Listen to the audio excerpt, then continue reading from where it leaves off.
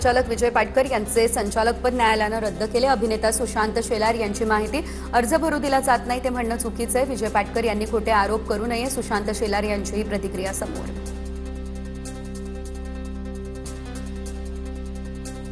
कुठल्या मंत्र्यांनी दबाव आणला, कुठल्या मंत्र्यांनी फोन त्यांना केला, हे कॉल रेकॉर्डमध्ये त्यांनी दाखव। कुठल्याही मंत्र्यावरती असा त्यांनी आरोप करणं, मग तो आमच्या पक्षाचा असेल, भारतीय जनता पार्टीचा असेल, राष्ट्रवादी काँग्रेसचा असेल, कुठल्याही मंत्र्यावरती आरोप करणं चुकीचं आहे।